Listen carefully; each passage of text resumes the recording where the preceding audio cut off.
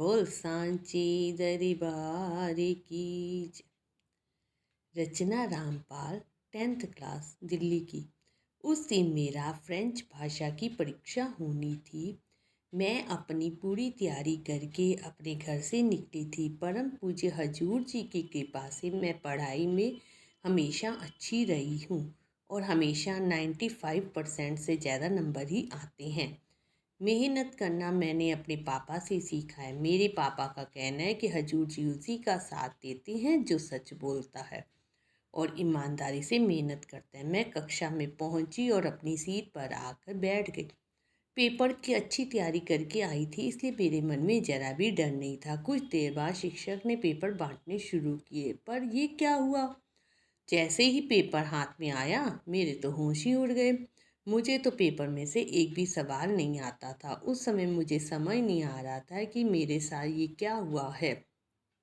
मेरे पसीने छूटने शुरू हो गए, आंखों में आंसू आ गए। मेरी समझ नहीं आ रहा था क्या करूं। मैं इधर उधर देखने लगी। शिक्षक भी मुझे पूरा घूर घूर कर देख रहे थे कि मैं पेपर क्यों नहीं कर रही हूँ। मैंने सवाल को बार बार पढ़ा, पर मेरी वही हालत। मुझे एक भी सवाल के जवाब में कुछ भी याद नहीं आ रहा था।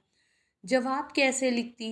अचानक मुझे ध्यान आया, संगत के मुंह से मैंने सुना था कि हर मुश्किल के समय सतगुरु चालीसा पढ़ने से हजूर जी स्वयं आ जाते हैं और मुश्किल हल कर देते हैं। 60 मिनट का मेरा पेपर था और उसमें से 40 मिनट गुजर चुके थे। मैंने हजूर जी को याद किया और सतगुरु चालीसा पढ़ना शुरू कर दिया। जैसे ही सतगुरु चालीसा ख़त्म हुआ, मैंने अपना पेपर पर दोबारा नज़र डाली। मुझे ऐसे लगा कि जैसे मुझे सारा पेपर आता है।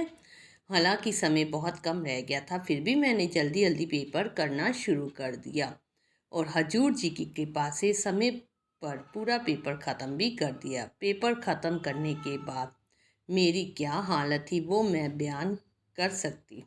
मैंने हाथ जोड़कर हजूर जी का शुक्रिया अदा किया और आकर किताब से पेपर चेक किया तो सारे जवाब सही थे। कुछ दिनों बाद जब मेरा परिणाम आया तो मुझे ज़रा भी विश्वास नहीं हुआ। हर बार की तरह इस बार भी मुझे 20 में से 19 नंबर मिले थे।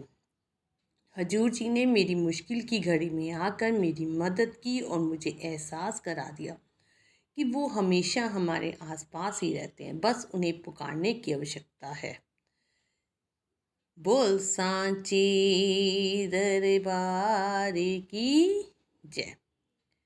संगत जी, साखी सुनाने में कोई गलती हो गई हो तो माफ़ कीजिएगा। सिया